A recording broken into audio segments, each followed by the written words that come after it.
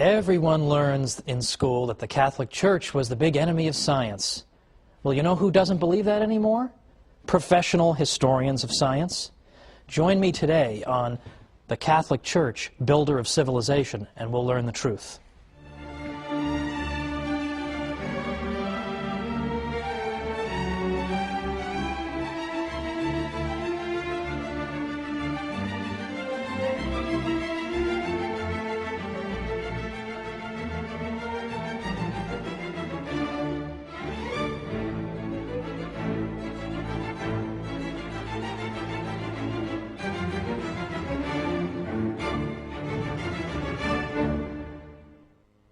Welcome to the Catholic Church, builder of civilization. I'm Thomas Woods.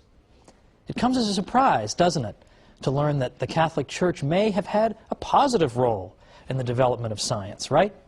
Because we're all taught from birth the exact opposite. In school, in the media, in movies, scientists are always brave martyrs against the ignorant church that wants to suppress their findings.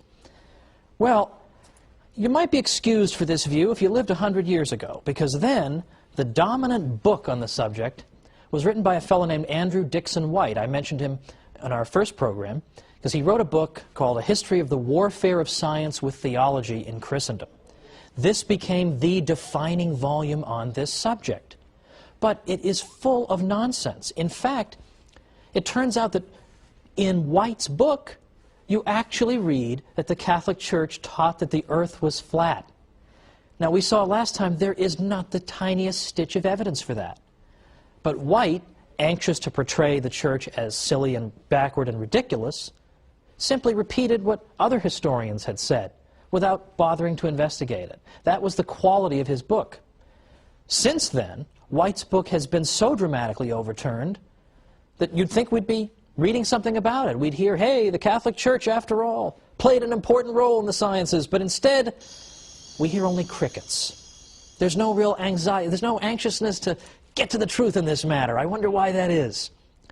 Well, there are a lot of modern historians who, unlike Professor White, are still alive and who are doing work right now and who have concluded that, in fact, the Church has played at least some kind of positive role, and some scholars even go so far as to say that the Church had certain ideas that were indispensable to the development of science. Well, that's the opposite of what we hear, right? But you have scholars saying this all the time. Thomas Goldstein, Toby Huff, A.C. Crombie, Edward Grant, David Lindbergh, Professor Heilbronn at Berkeley, and many others. So what are they saying? And how dare they say this? Don't they know the Catholic Church is nothing but an oppressor of the geniuses of the world? Well, let's look at some of the claims that these new historians are making. And by the way, they are not all Catholic. Some are Catholic, some aren't Catholic. I've deliberately gone out of my way to consult historians of science who are non-Catholic, some of whom are even anti-Catholic, in order to show that this is for real. This isn't a bunch of Catholics writing some books to make the Church look good. This is the consensus among professionals today. Now, one of the most important principles that the Catholic Church contributed to the development of science comes from a biblical verse that was one of the most frequently quoted in the whole Middle Ages. And that verse is Wisdom 11:21. And that verse tells us that God has ordered all things according to measure, number, and weight. Okay, so that doesn't sound explosive right off the bat, but I promise you it is. God has ordered all things according to measure, number, and weight. What did people take that to mean? They took it to mean that the universe God has created is orderly. It makes sense. It's intelligible to our minds. It's mathematical. It's ordered according to patterns. Measure, number, weight. There is something mathematical about the universe. St. Augustine, for example, said God is like a great geometer. He's a great practitioner of geometry. So for anybody watching who hated geometry, hated math, well, St. Augustine is implicitly rebuking you, because in fact mathematics is really a language that God uses. in ordering and fashioning this universe that he's given us. So the Christian tradition, through this wisdom verse that was quoted all through the Middle Ages, dramatically amplifies an existing tradition in the West, going back to the 6th century BC, and the great pre-Socratic philosopher and mathematician Pythagoras. In the 6th century BC, Pythagoras had said, you know what the universe is made of? It's not made out of air or water or earth, as some of his contemporaries had said. It's made out of numbers. That's the fundamental constituent of our universe. Not physical stuff, but numbers, math. Math is everywhere. And this Christian tradition, building on Wisdom 11:21, took Pythagoras' obscure insight and, in effect, developed a whole civilization around it. That's pretty important. And in fact, even scientists who may not have given the matter a second thought lived in a civilization in which the orderliness of the world was taken for granted.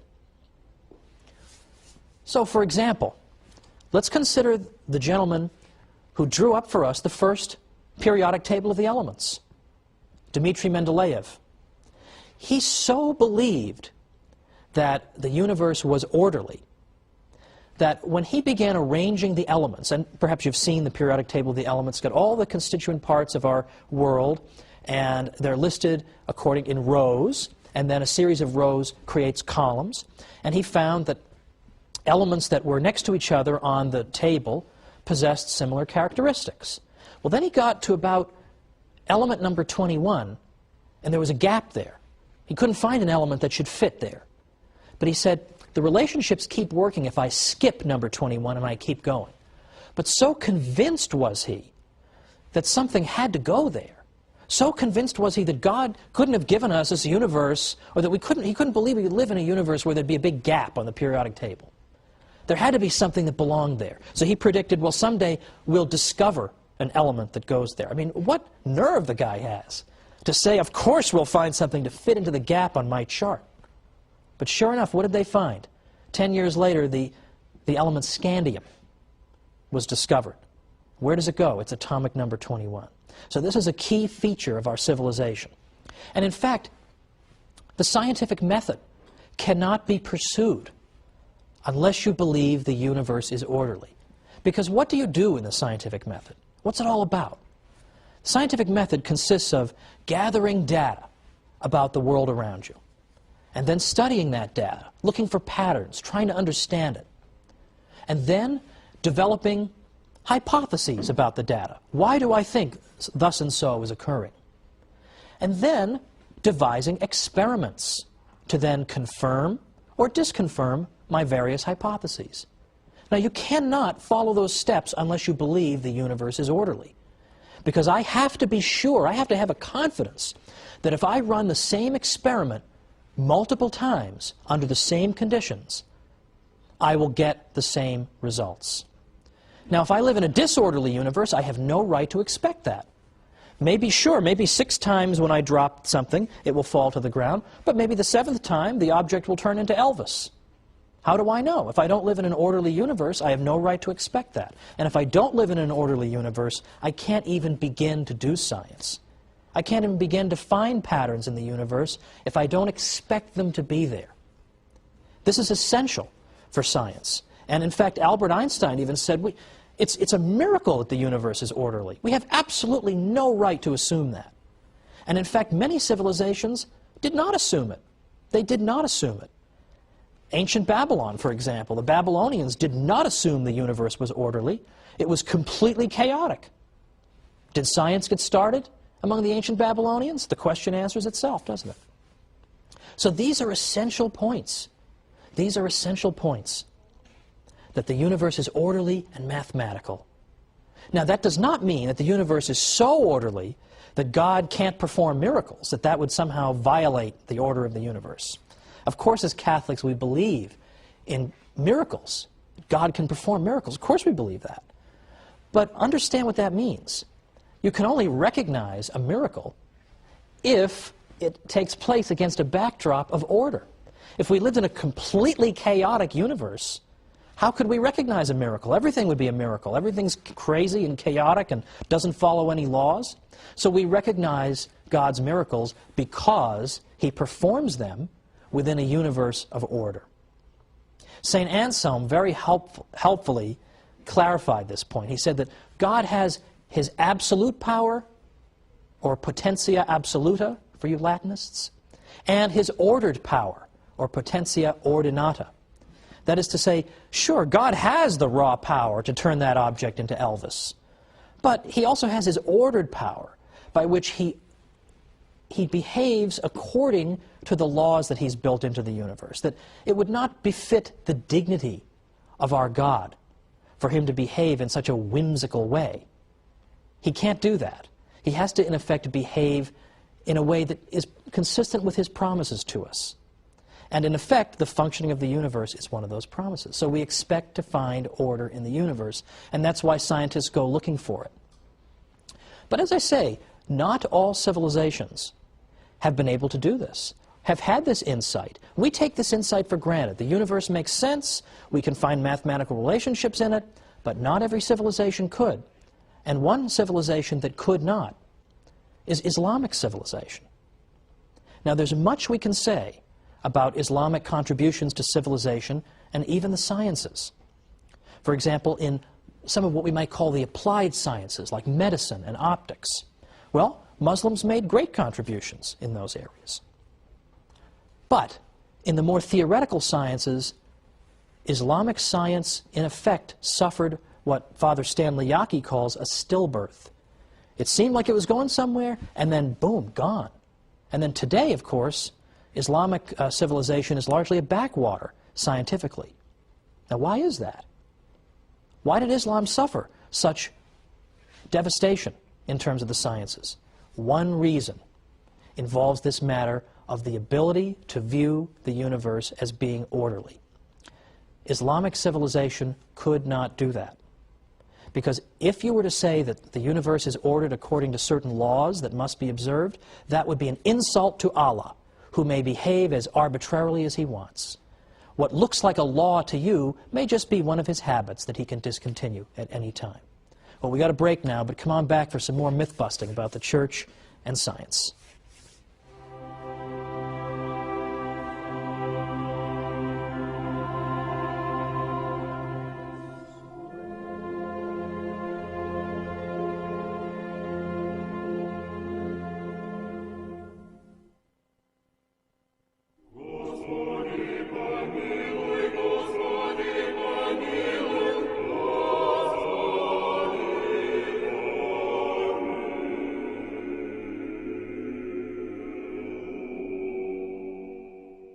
Welcome back to the Catholic Church, builder of civilization. I'm Thomas Woods. Before the break, we discussed some forbidden truths about the church and science. We know what we're supposed to say. We're supposed to say the church has been nothing but an obstacle to the sciences. But that's not what professional historians of science are saying.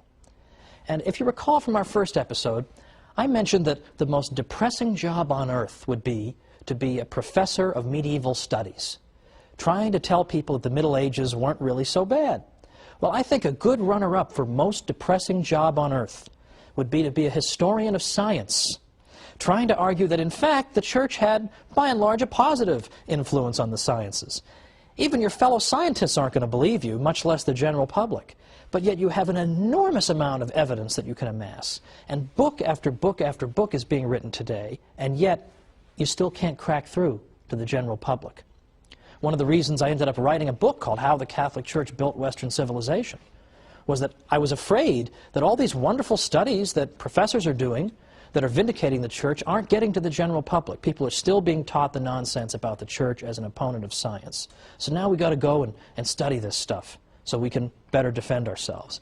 But let me tell you something. Today, if you were taking a course on the history of science, and some universities have that as a separate discipline, if you were taking a course in that, and you said, oh, religion and science have been nothing but enemies over the years, you would be considered to have written, in effect, a fourth-grade term paper. Like, no one would take that seriously anymore.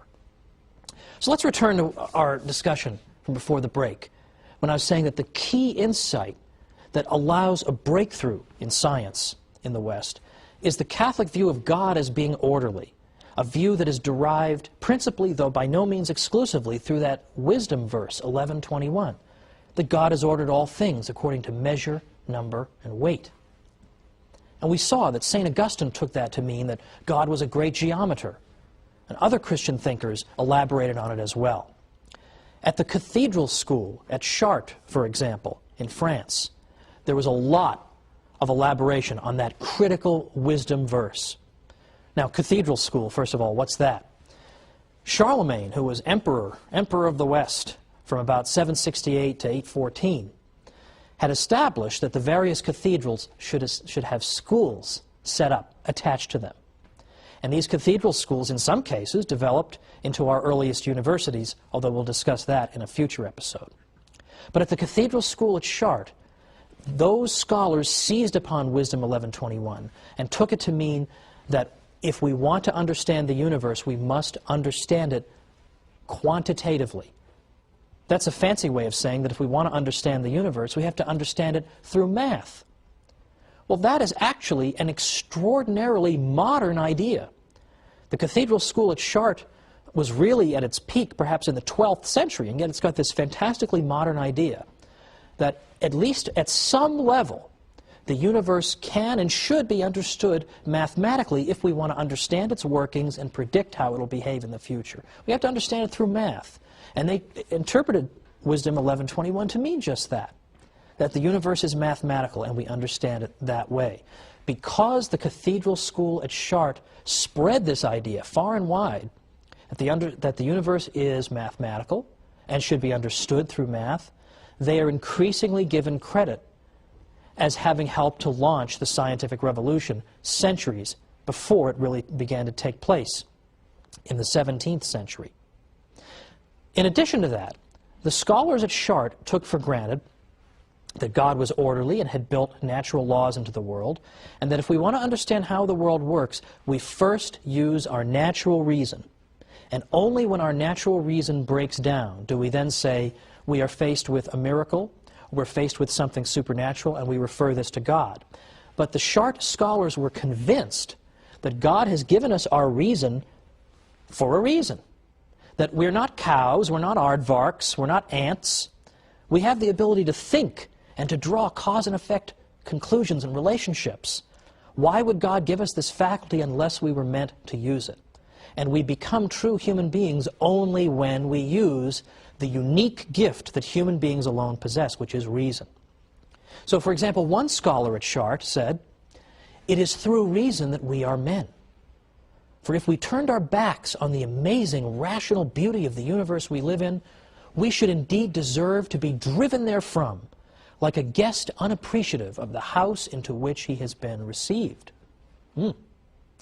Another scholar at Chartres said, "I take nothing away from God. He's the author of all things, evil excepted. But the nature with which he endowed his creatures accomplishes a whole scheme of operations, and these too turn to his glory, because it is he who created this very nature." In other words, God created us with a rational nature. So we give him glory when we have recourse to that rational nature. Now that is very much the opposite of what people are told, isn't it, about the Catholic Church? I think most people are under the belief that the Church teaches you that you shouldn't use your human reason, that human reason is in some way phony or something to be despised even. But to the contrary, here we have one of the most accomplished and important schools of the whole Middle Ages telling us that we should use our reason if we want to understand the way the universe works. Now, from that, I return to the point that Chartres emphasized the mathematical nature of the universe, and in doing so, they gave birth to a central modern idea, that if you want to understand physical relationships and how the physical universe operates, you have to explain it mathematically. You have mastered the universe only when you have unlocked its mysteries through the language of mathematics. And that's why Sir Isaac Newton was so impressive to people in the 18th century, when with a single equation he was able to account for all the motion in the universe. that was an extraordinarily elegant explanation of a seemingly complicated problem. All the different kinds of motion could be reduced to one equation. And so in the sense in which we're speaking of, he understood the universe because he was able to take disparate phenomena that are all different kinds of motion, but yet account for them all with one simple, elegant mathematical equation. So he is simply bringing to fruition the mission that the Cathedral School of Chartres gave to the scholars and scientists of the West. Now, another problem that was solved in large part by the Cathedral School at Chartres goes all the way back to the ancient world, all the way back to the world of ancient Greece and Rome.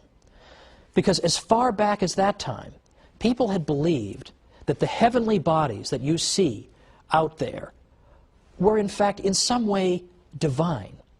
They must have some kind of divine attributes, or perhaps they even have souls in some way, or they were composed of imperishable matter that operated according to laws different from those of our terrestrial world here on Earth. This was taken for granted for many reasons. For instance, in the ancient world, it was taken for granted that a body at rest tends to stay at rest. But a body in motion can only be in motion if something is forcing it into motion. So in other words, the ancient world took for granted that the natural state of things is to be at rest.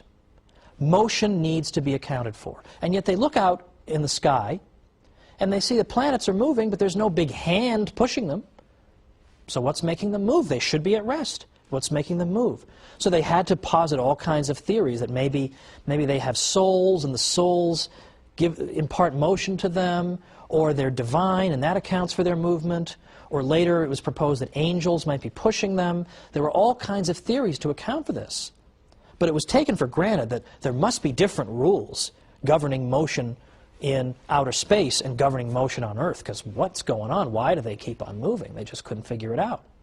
These things must be fundamentally different from the things on our Earth. Now, Isaac Newton later showed that, in fact, the same laws of motion were at work in the heavens and on Earth. That was a breakthrough. But it wasn't something that just came out of left field. Because who really began thinking this for the first time? It was Terry of Chartres, another scholar at the Cathedral School of Chartres, in the 12th century. What did Terry say? He said that, in effect, what you have in the universe and in outer space are things that are composed of the same kind of matter that we have here on Earth. Now, he couldn't quite account for why they orbited and why they seemed to move on their own. He hadn't anticipated Newton's laws of motion. But by saying that the stuff out there is in no fundamental way any different from the stuff down here, he has paved the way for a central conclusion of modern science. Now, Thomas Goldstein is a recent historian of the history of science. What does he have to say about the Cathedral School at Chartres? He says, in a period of 15 to 20 years, around the middle of the 12th century, a handful of men were consciously striving to launch the evolution of Western science and undertook every major step that was needed to achieve that end. Goldstein even went so far as to say that someday Terry of Chartres will be viewed as one of the great founders of modern science. Now, can you believe that? There's a historian writing just in this generation. And not only does he credit the Church with lending an important impetus to the development of science, but he even goes all the way back to the 12th century to identify somebody nobody's ever heard of and say he may be one of the great architects of modern science. This is becoming absolutely common among historians of science. Yes, Richard Dawkins is writing his books. Daniel Dennett keeps writing his books as scientific atheists. But as historians of science, you consistently get more and more favor shown toward the Catholic Church. Now the question is, how do we get this information to the general public? And as I say, it's not going to get out there unless Catholics start telling it themselves. But that's only the tip of the iceberg, because what we've discussed today is very theoretical. The idea that the universe is orderly, and so on and on, that it's built according to fixed physical laws. That's all very theoretical. But next time, we're going to get down to the nuts and bolts, because next time we're going to look at how many priests were scientific pioneers. It's not enough to say, oh, look at all these scientists who happen to be Catholic. Well, that could be just a coincidence. They just happen to be Catholic. But when you're talking about priests who occupy such an elevated role in the life of the church, who have taken holy orders and have that sacred vocation, if they are great practitioners of the sciences and are congratulated by the popes for doing so, then surely the Catholic Church cannot be the enemy of science. So let's look at these great scientific heroes in the Catholic Church next time when we come back once again for the Catholic Church, builder of civilization.